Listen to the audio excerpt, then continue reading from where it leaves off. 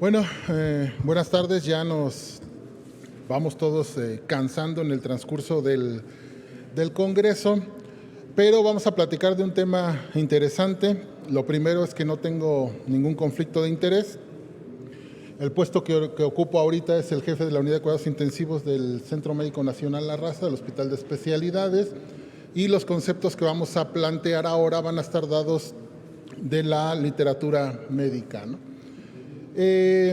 ¿Por qué es importante este tema que sustituye a otro tema, verdad? Porque hemos dejado de lado muchas cosas. La medicina basada en evidencia vino a cambiar nuestro pensamiento y mucha gente pensó que solamente se hace lo que está escrito en la literatura, el resto no sirve para nada. Pero no nos dimos cuenta que la medicina basada en evidencia incluye la mejor evidencia científica, pero combinada con la mejor experiencia clínica. De tal manera que los médicos que tienen tiempo trabajando la medicina crítica tienen mucho que aportar por su experiencia que han adquirido a lo largo de 10, 15 o 20 años. Y las generaciones nuevas pueden aportar mucho por los conocimientos que van adquiriendo. La importancia es mezclar ese tiempo de experiencia con conocimiento para poder sacar las mejores opciones de tratamiento para el paciente. Y entonces nosotros nos vamos en frases de este tipo, en donde saber mucho no significa ser inteligente. La inteligencia depende de la capacidad que tengamos para implementar ese conocimiento. Esa es una de las cosas que tenemos. La otra cosa es que no podemos despreciar lo que la gente sabe, ha visto y domina a lo largo de muchos años en relación con lo que está escrito, porque yo mañana puedo sacar un artículo y lo que yo saque mañana puede tener poca validez en los niveles de estudio y entonces tratar de esa manera mantener el conocimiento y entonces todos vamos trabajando para sacar artículos, pero no para mejorar la calidad de la atención de los pacientes, ni mucho menos la preparación del médico. Y ahorita vamos a ver por qué. Vamos a tocar la revisión de la fisiopatología de la coagulopatía inducida por trauma en base a los conceptos actuales. La coagulopatía no es fácil. Yo fui presidente del Consejo Mexicano de Medicina Crítica y mucha gente no quiere a los consejos porque los consejos se evalúan, pero la mejor forma de saber cómo estás en algo es que te evalúen. ¿Yo cómo voy a saber cuánto sé de coagulación si no me han evaluado? Por lo tanto, nosotros tenemos que cambiar el panorama de la evaluación. La evaluación no tiene el objetivo de criticarnos, de llevarnos a algo que no está bien. La evaluación tiene el objetivo de saber en qué estamos mal para corregirlo. Si no partimos de eso, ¿cómo vamos a avanzar? Ahora, la atención médica tiene que estar garantizada por medio de una combinación de conocimiento y experiencia. Y eso es lo que se tiene que evaluar en los consejos, en las especialidades. Porque si nosotros no hacemos eso, vamos a caer en lo que estamos viendo actualmente. El cambio del panorama del conocimiento. Antes era solo la evidencia. En la actualidad, ya lo dijo Brochard, el futuro de la medicina crítica es regresar a las bases, es decir, la fisiología y la fisiopatología para desarrollar las estrategias de tratamiento. Si no hacemos eso con urgencia, nos va a pasar un problema muy grave y vamos a olvidar el conocimiento. Muy poca gente se va a quedar con el conocimiento y el conocimiento al final de cuentas es poder. Si nosotros queremos tener poder, pues debemos de saber, pero el poder para poder ayudar a la gente, ¿no? Entonces nosotros tenemos, en esta plática vamos a revisar la fisiopatología actual, cómo se establece el diagnóstico y cuáles son los principios generales del tratamiento, porque no nos podemos meter a las guías y tratar cada uno de los puntos por el tiempo. Vamos contra el tiempo. En el 2003, fíjense, la cascada de la coagulación, como conocíamos antes a la coagulación, empezó a estudiarse en el Congreso de Trombosis y Hemostasia del 67 de Copenhague. Pero del 67 para acá surgieron todos los conceptos, principios de los 90, surgieron los conceptos de la teoría celular de la coagulación. La teoría de la cascada estuvo vigente desde que empezó 67-69 hasta que salió la teoría celular de la coagulación. Y vean ustedes cómo desde esa época hasta acá no hemos podido definir qué es lo que está pasando en la coagulación.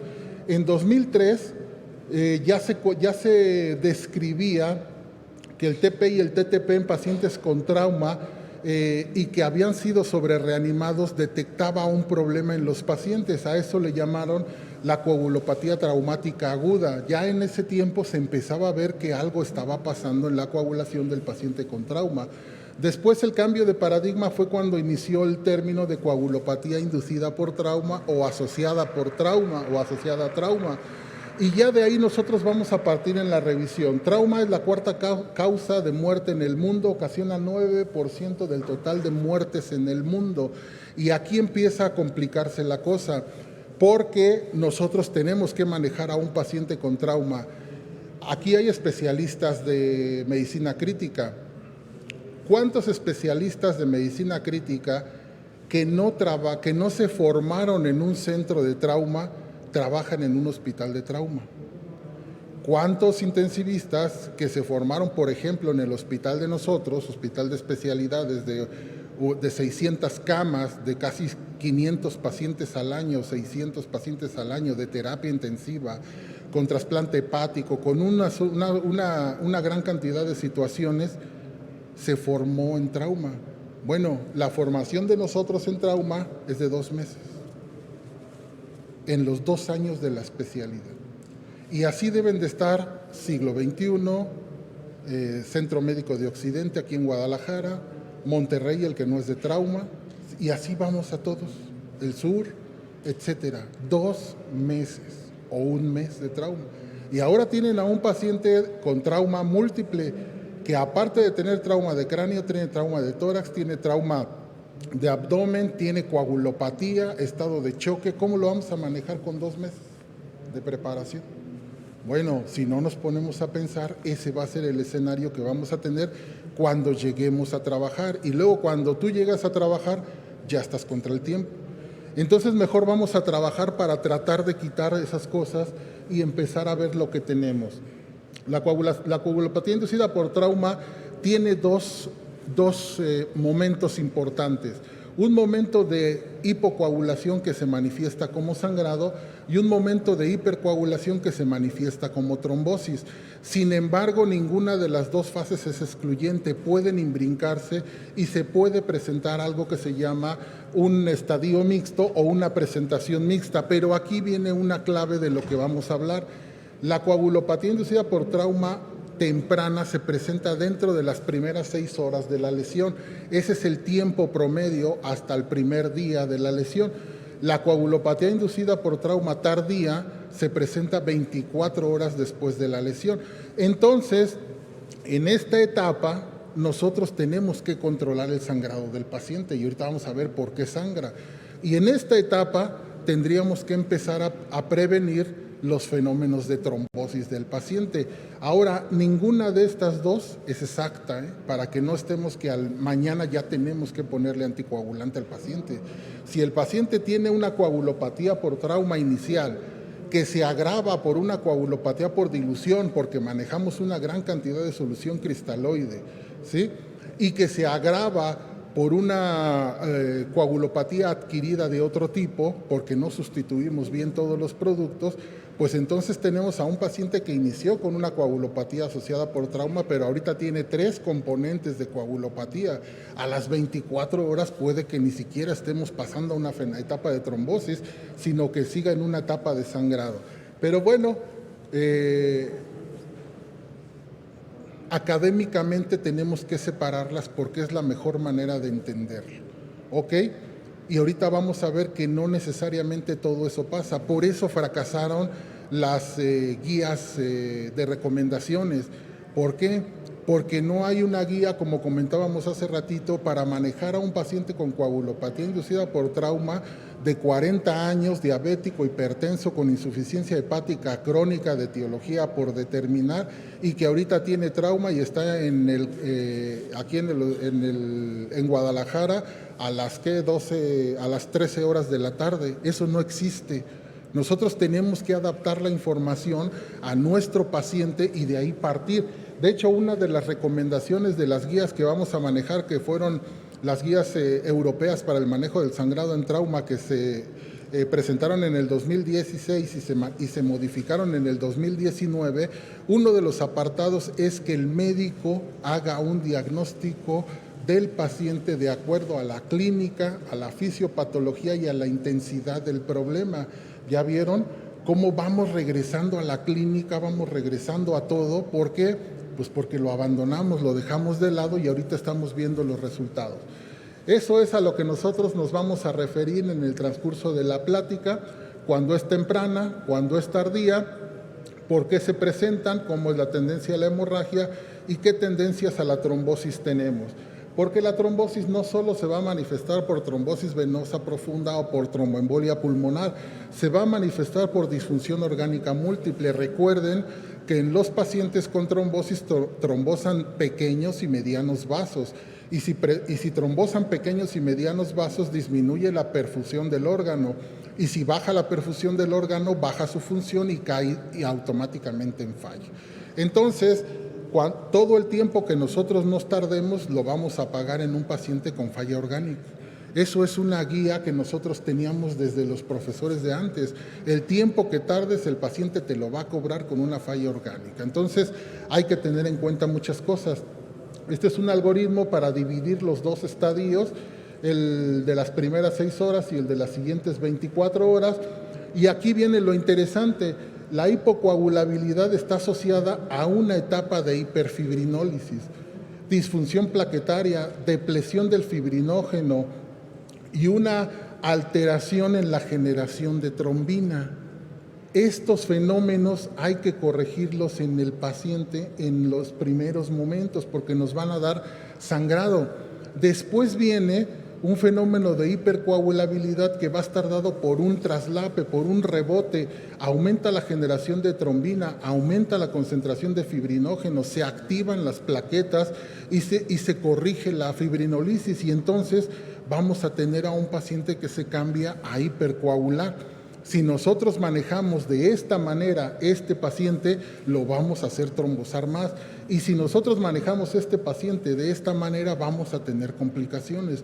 Ahora, no dejen de lado los fenómenos mixtos. Si ustedes ven los colores, aquí se mezclan y cada uno o presenta sangrado o presenta trombosis y ahí es donde nosotros debemos de actuar. Esa es una imagen que yo hice. Yo soy malo para dibujar, ¿verdad? Pero ¿por qué la hacemos? Bueno, a lo mejor es momento de que empecemos a generar nuestros productos y dejemos de copiar las imágenes bonitas de afuera. Y si las generamos a mano, mejor, porque eso va a reforzar nuestro conocimiento. Nosotros tenemos una estrategia de aprendizaje que se llama aprendizaje basado en modelos.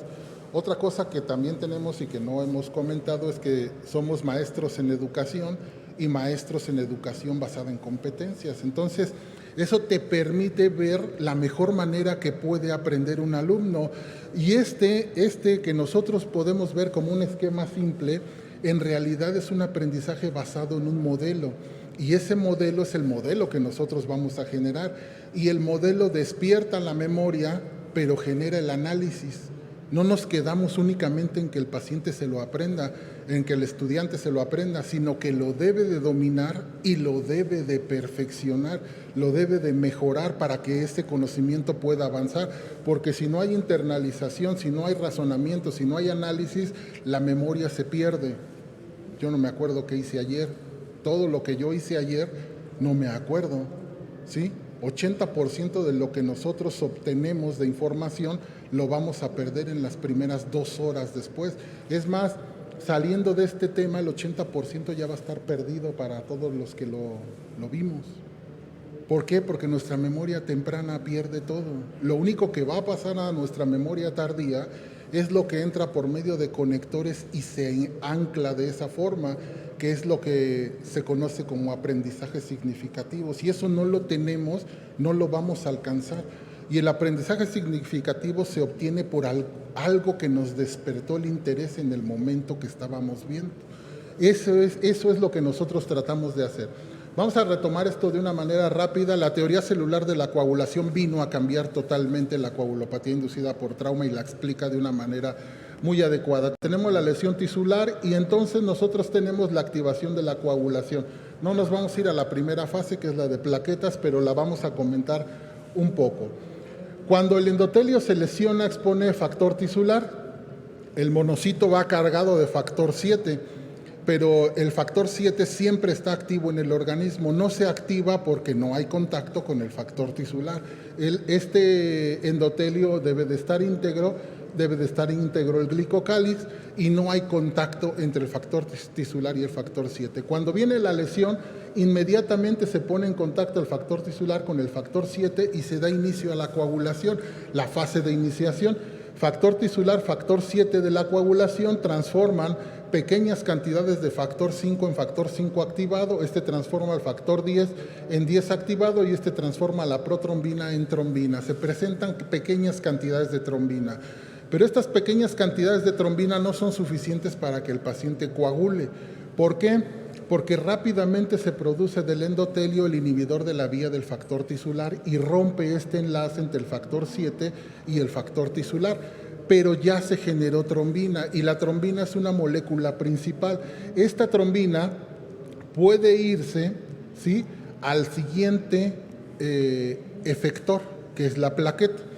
En la superficie de la plaqueta, esta trombina que se generó va a aumentar la activación del factor 5, va a activar al factor 11 de la coagulación, que en realidad es un factor autoactivable. Mientras más factor 11 haya, más se va a activar, y el factor 11 va a ayudar a transformar el factor 9 en factor 9 activado. Este factor 9 activado puede ayudar a activar el factor 8 de la coagulación, que está unido a su cofactor, que es el factor de von Willebrand. Cuando se activa el factor 8, se rompe esta unión y el factor de von Willebrand sale de la plaqueta y se va al endotelio. Una vez que está en el endotelio, se une a la glucoproteína 1B59 e inicia la adhesión plaquetaria en esta estructura. Esta adhesión plaquetaria puede activar, esta unión endotelio-plaqueta puede activar la unión plaqueta-plaqueta a través de la activación de la glucoproteína 2B3A. Con esto nosotros ya tenemos la activación de la plaqueta por la vía convencional, pero hay otra vía que es la vía de los receptores PAR, que esta va a estar dada sobre todo porque este factor tisular libera muchas isomerasas disulfuro y activan al factor 2 de la coagulación. Esta trombina que se generó activa a los receptores PAR de la plaqueta y puede llevar a cabo la activación. También se van a activar los complejos P2Y, 1 y 2, que también pueden activar a la plaqueta. Entonces, si la plaqueta es un efector central del evento, vean todo lo que va a generar. Nos vamos a tardar un poquito aquí porque aquí viene la fisiopatología del evento. Ya que se activó el factor 8 y el factor 9, entonces nosotros pasamos a la siguiente fase de la coagulación, que ya es la fase de propagación. En este factor 8 y factor 9 de la coagulación se unen y forman el complejo tenaza. Este complejo tenaza, que es un complejo que une a los dos, puede activar entonces al factor 10 de la coagulación a través de la activación del factor 5 de la coagulación y se forma el complejo protrombinasa. Este complejo protrombinasa aumenta la producción de trombina en 300,000 veces. Si este complejo no se produce, es difícil que ustedes puedan coagular, pero cuando nosotros lo tenemos, aumentamos el efecto 300,000 veces y entonces el factor 10 pasa a estar activado, transforma la protrombina en trombina, pero ahora sí se genera una gran cantidad de trombina, es la explosión de trombina que va a saltar a otra plaqueta y activar otra plaqueta y otra, y hasta que la coagulación se generalice. Esta trombina activada va a transformar al fibrinógeno en fibrina y sobre esta fibrina trabaja el factor 13 o el estabilizante de la fibrina. Ahora, ¿cómo le hacemos para que todo esto que coágulo se regule? Bueno, acuérdense que nosotros teníamos a la trombina.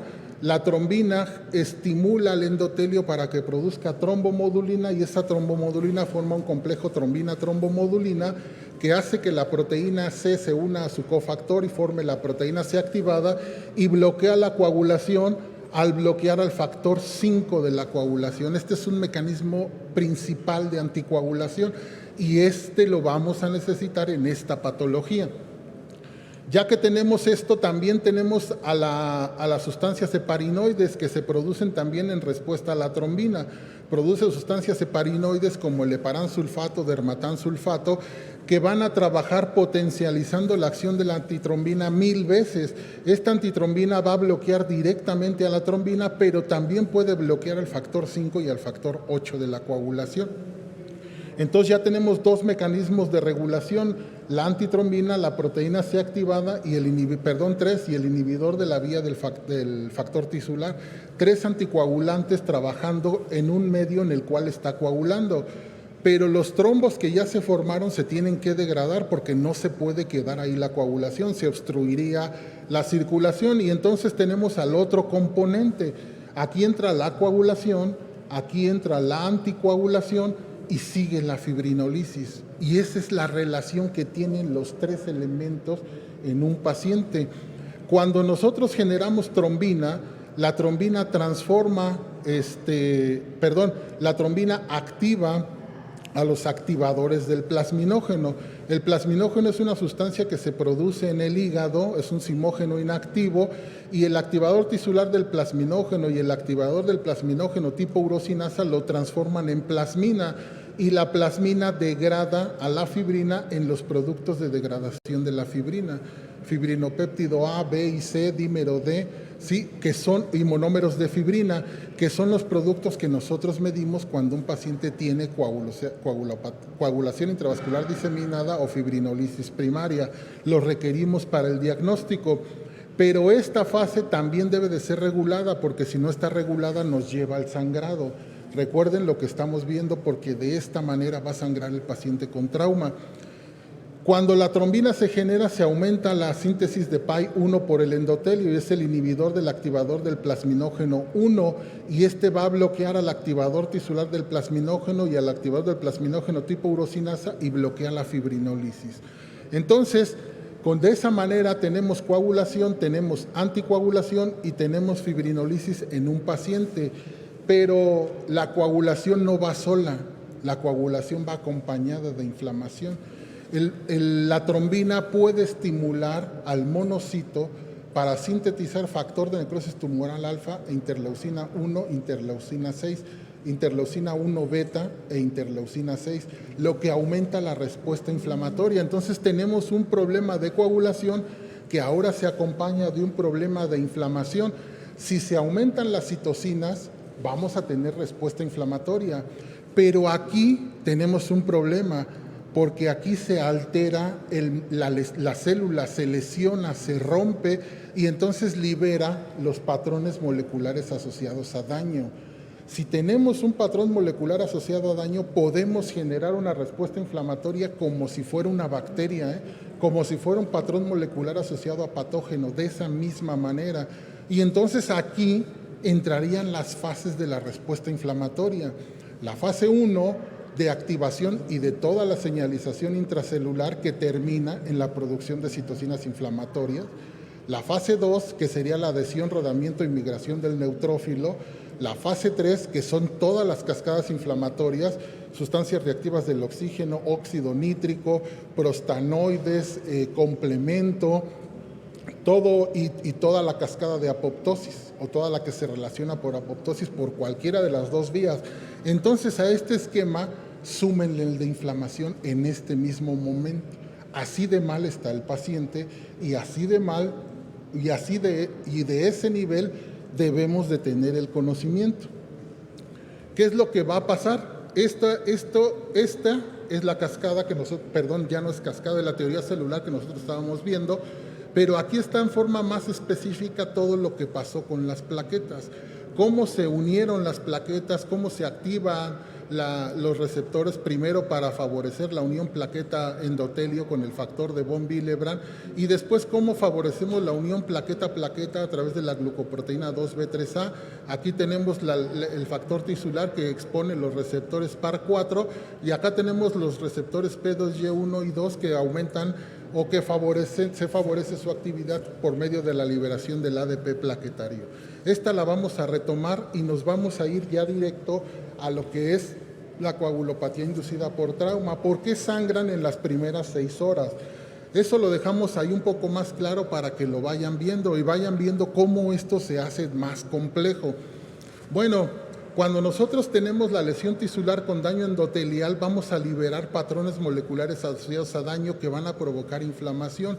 Uno de ellos es la proteína de alta movilidad soluble 1. Esta proteína es intracelular, pero no es la única, son muchísimas proteínas, las proteínas de choque térmico, contenido nucleico, todo eso va a generar una respuesta inflamatoria porque se comporta como un receptor de patrón de reconocimiento. Eso quiere decir que va a interactuar con un monocito que debe de traer una proteína de reconocimiento para generar toda la respuesta inflamatoria y darnos una mayor lesión endotelial con mayor inflamación.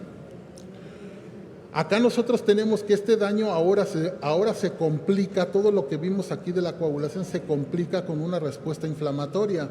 Pero habíamos dicho que había una fase de sangrado y una fase de trombosis. Entonces, ¿por qué sangran los pacientes?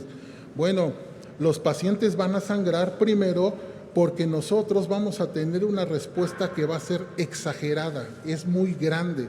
Hay lesión y todo lo vamos a tomar para controlar esa lesión y vamos a añadir algunos otros componentes. Entonces vamos a consumir factores o vamos a requerir factores de coagulación para controlar el sangrado, pero tenemos otros mecanismos involucrados. Por ejemplo, cuando la lesión se presenta, disminuye la concentración de ADAMS13. El ADAMS13 es una metaloproteína que va a actuar regulando al factor 8 de la coagulación. Si nosotros no lo tenemos, vamos a tener una mayor activación una disminución del ADAMS13, disminución en la eliminación del factor de von Willebrand y entonces tenemos mayor activación de plaquetas y consumo. Este es uno de los primeros momentos. Consumimos plaquetas. Pero ¿cuál es el siguiente momento más importante? Producimos sustancias reactivas del oxígeno, ¿sí? Producimos muchas, ¿sí? Ya habíamos dicho que el radical hidroxilo es uno de los más malos de todo el organismo, ¿no? Y va a bloquear la acción directa del fibrinógeno, bloquea el fibrinógeno. Entonces tenemos fibrinógeno bloqueado y consumo plaquetario. El coágulo que ustedes hagan va a ser un coágulo débil, un coágulo que se va a alisar y el paciente va a sangrar. Si es que lo formamos, si no lo formamos, pues va a seguir sangrando. Entonces, fíjense cómo esta activación de todos estos mediadores inflamatorios y de sustancias reactivas del oxígeno van a terminar disminuyendo la actividad del fibrinógeno. Otro mecanismo que nosotros tenemos es disminución del PAI-1 o del inhibidor del activador del plasminógeno 1. Si disminuye, no va a haber nada que pueda bloquear al activador tisular del plasminógeno ni al activador del plasminógeno tipo urosinasa y entonces el paciente va a producir mucha plasmina y va a degradar al fibrinógeno en los productos de degradación de la fibrina y el paciente va a tener una fibrinolisis inicial, el paciente va a sangrar. Entonces, de aquí parte el tratamiento. ¿Cuál es el tratamiento? Pues fibrinógeno, concentrado de fibrinógeno, es una de las primeras medidas que debemos de tener para el manejo de estos pacientes. Un inhibidor de la fibrinolisis, ¿por qué? Porque vimos que uno de los inhibidores está consumido, entonces ahí entra el medicamento que salió en el CRASH 2, 3, el ácido tranexámico. Entonces tenemos fibrinógeno para corregir este déficit de fibrinógeno, tenemos ácido tranexámico para bloquear esta hiperfibrinolisis que se está generando en el momento y tenemos factores de la coagulación dados con plasma fresco congelado porque estamos consumiendo factores. Y el siguiente componente que vamos a transfundir van a ser los glóbulos rojos, y esos van a estar dados de acuerdo a la cantidad de sangrado que tenga un paciente. Entonces ya vieron cómo se va haciendo todo esto cada vez más complejo, pero si nosotros sabemos, vamos a saber cómo actuar y por qué estamos dando qué cosa. No que lo estemos dando porque alguien nos lo recomienda, lo estamos dando porque sabemos qué está pasando. Todo esto es la fase inicial del problema, pero después viene la fase de la trombosis. Y esta fase de trombosis va a estar dada porque estos mecanismos empiezan a aumentar la actividad de la proteína C. Si aumenta la proteína C activada, pues se va a empezar a bloquear el factor 5 de la coagulación. Pero el factor 5 tiene resistencia a la acción de la proteína C, y esa proteína C es inactiva, de tal manera que esta coagulación puede no bloquearse y mantenerse hasta que se produzca el trombo, y entonces pasemos a la fase de trombosis. Entonces, ahí es cuando nosotros vemos el cambio en la coagulación, de una etapa de fibrinólisis a una etapa de trombosis mediada por las concentraciones o actividad de la proteína C activada. Entonces, en este momento nuestro mecanismo de acción pudiera ser el anticoagulante, pero en este momento tenemos que corregir la coagulación y tenemos que pasar plaquetas, tenemos que pasar fibrinógeno, tenemos que pasar inhibidor de la fibrinólisis y tenemos que pasar plasma fresco congelado. Esos van a ser las bases del tratamiento. Anticoagulante en este momento no, porque nosotros terminamos por matarlo.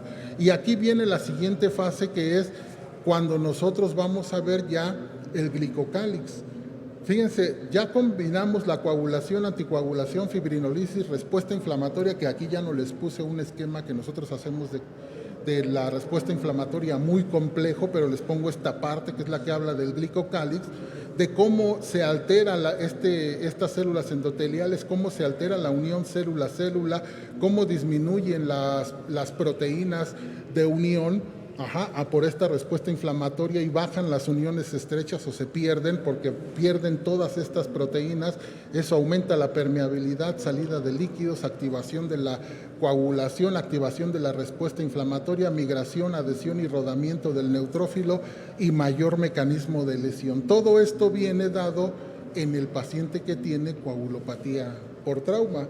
Ya si queremos ver un esquema más bonito, bueno, pues aquí está el esquema de la revisión que salió en Nature.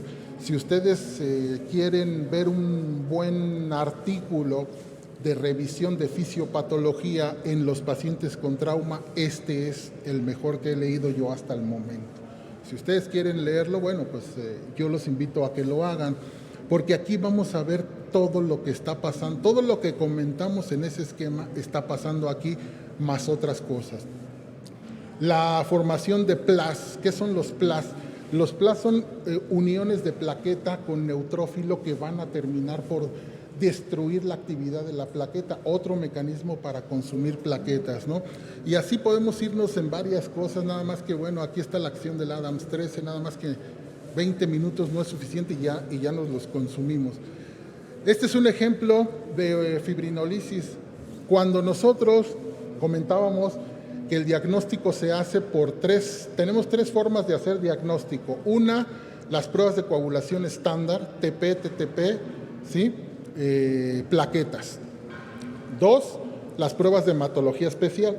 En las pruebas de hematología especial nosotros vemos concentraciones y diluciones, ya sea con solución salina o con plasma, diseñadas para detectar inhibidores circulantes. Ok, ahí las tenemos. Y la tercera son las pruebas viscoelásticas. Estas pruebas nosotros las debemos de tener. Sin embargo, no todas las tenemos, ya lo comentaba el doctor Fortuna, y no podemos esperarnos a tener un resultado para actuar.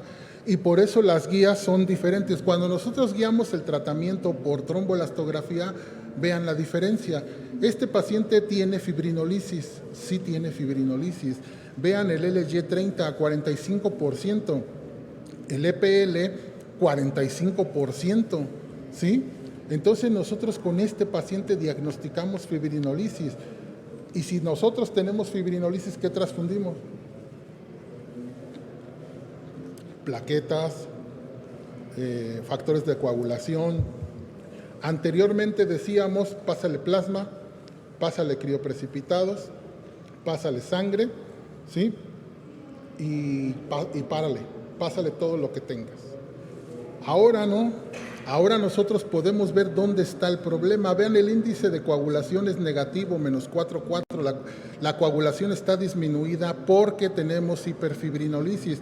Pero vean el aporte de factores de coagulación, que es el que nosotros vemos con el tiempo de reacción de 6,8. El tiempo de reacción es normal, por lo tanto nuestro trombo se está formando de una manera normal. Nuestro K es de 3,1. Eso quiere decir que el fibrinógeno está trabajando, no de una manera adecuada, pero está trabajando. Y nuestro ángulo está en 54, alcanza la formación de este trombo una cierta estabilidad, pero después que está formado se degrada de una manera rápida. Vean, el MA se forma, pero no alcanza una amplitud máxima adecuada para mantener este trombo y entonces se degrada de una manera rápida. Vamos a tener que proporcionar ácido tranexámico, concentrados de fibrinógeno y plaquetas, para que nosotros en el siguiente control estemos esperando corregir, ¿sí?, el ángulo, corregir el MA, corregir el EPL y corregir el LY30. Este es un reporte de tromboelastografía. Tiene una inconveniencia. Tenemos que esperarnos hasta los 30 minutos para poder diagnosticar la fibrinolisis. Pero con la tromboelastometría rotacional podemos tener este mismo resultado en 10 minutos. Esa es la ventaja del ROTEM. Es otra prueba viscoelástica más dirigida y de una manera más efectiva. No nos detenemos tanto porque no tenemos tiempo. Ahí están las dos guías, la del 16 y la del 19. Aquí está lo que ya les había dicho. Fíjense, utilizando una combinación de fisiología clínica, mecanismos de lesión y respuesta del paciente a la reanimación inicial. Y todavía es grado 1C. O sea, pero si no tienes nada, tienes que estar basado en algo, y ese algo puede ser tu conocimiento y tu experiencia, porque no tienes una prueba de laboratorio que te ayude. Y tú ya sabes que en la primera fase hay hiperfibrinolisis, entonces y hay déficit de fibrinógeno, podrías estar utilizando concentrado de fibrinógeno y ácido tranexámico. No son excluyentes los dos. Si los usamos, los vamos a usar en esta etapa, porque si no el paciente no se va a corregir. Ahora, ahí vienen todas las recomendaciones de todo, concentrados de fibrinógeno al inicio y hasta mantener una concentración plasmática de 1,5 a 2 gramos por decilitro, 150 a 200 miligramos. Nosotros trabajamos con miligramos, los europeos trabajan con gramos litro, nosotros trabajamos miligramos decilitro. Si ustedes ven sus reportes, así se los van a dar. Entonces son 150 a 200 miligramos decilitro, que esa es la concentración que vamos a buscar, grado 1C también. Entonces fíjense cómo ya empieza a aclararse mucho de nuestro panorama, el ácido tranexámico, porque tenemos que romper esa hiperfibrinólisis. Ya de ahí nos vamos al resto, a plasma, a plaquetas, al traslado, etcétera, etcétera, etcétera.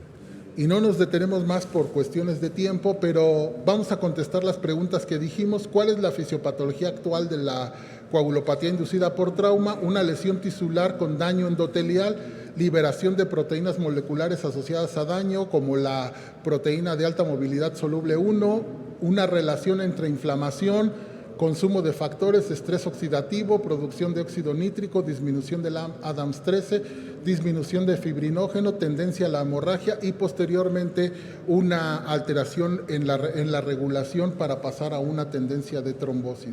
¿Cómo se establece el diagnóstico clínico? Coagulación estándar y pruebas viscoelásticas. El hospital que tenga esas tres es un experto en coagulación. Si ustedes tienen una, bueno, pueden basarse en el conocimiento y en la experiencia. Si tienen dos, van a poder diagnosticar los inhibidores circulantes, y si tienen las tres, van a poder diagnosticar en dónde verdaderamente está el problema. Pero si tienen medición de factores, cada uno de ellos, factor 5, factor 2, es una unidad en donde quisiéramos trabajar o en donde me gustaría trabajar. ¿Cuáles son los principios generales del tratamiento? Reanimación, control del sangrado, considerar el fibrinógeno y el ácido tranexámico desde el inicio del tratamiento. Esas deben de ser a lo mejor nuestras acciones para recordar y para llevarnos a la casa. El tratamiento debe de ser individualizado, porque a nosotros casi nunca nos llega el paciente de primera vez. El paciente siempre llega porque pasó a otro hospital y a otro hospital y a otro hospital y de ahí nos lo mandaron. La fisiopatología siempre debe de estar presente en la toma de decisiones, no hay de otra. Si el paciente va llegando y el trauma está pasando y está trombosando, ¿qué está pasando? O sea, puede que tenga algo que está haciendo que trombose, porque este paciente debería de estar en fase de sangrado y no está en sangrado. Busca otras pruebas, ve lo que está pasando porque algo está sucediendo en ese enfermo. Y si nosotros nos seguimos como una guía, ¿sí?, vamos a terminar por matar a ese paciente. Entonces hay que individualizar los tratamientos. Sí es bueno tener información, porque es como ir a una casa, a una dirección que no conocemos. Las guías son como un GPS. Si nosotros no conocemos una dirección y ponemos el GPS, nos puede llevar al destino. Pero si nosotros ya conocemos la dirección, sabemos que puede haber 3 o 4 rutas para llegar al mismo destino. Eso es a lo que los estamos invitando, que no se queden solo en las guías, que cambien el pensamiento y le incluyan todo el conocimiento, porque ese nos ha costado mucho trabajo aprenderlo desde la escuela. ¿Por qué lo vamos a eliminar ahorita, no? Y mucho menos cuando más lo necesitamos. Siempre hay que estar preparado para los casos especiales. Nunca se presenta un paciente como dice el libro. Siempre se presenta un paciente de una manera diferente y así nos tenemos nosotros que adaptar. Si no nos adaptamos, no le va a ir bien al paciente. Educación no es el aprendizaje de muchos hechos, sino el entrenamiento de la mente para pensar. Ya lo habíamos comentado en la plática anterior. Ese es mi correo electrónico y cualquier cosa que ustedes necesiten, pues estamos ahí para servirles.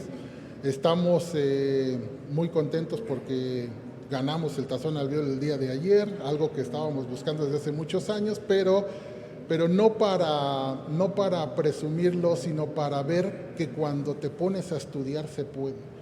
Si todos y cada uno de nosotros nos ponemos a estudiar, cambiamos nuestro chip y entonces cambiamos a lo que debe de saber el intensivista, que es una responsabilidad muy grande, nuestro pensamiento va a cambiar, nuestra forma de trabajar va a cambiar y vamos a ser mejores.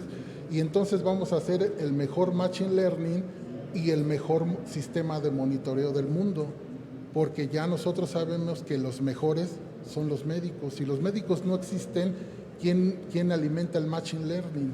¿Quién alimenta todo lo que nosotros estamos viendo? ¿Quién alimenta las decisiones? Pues el médico.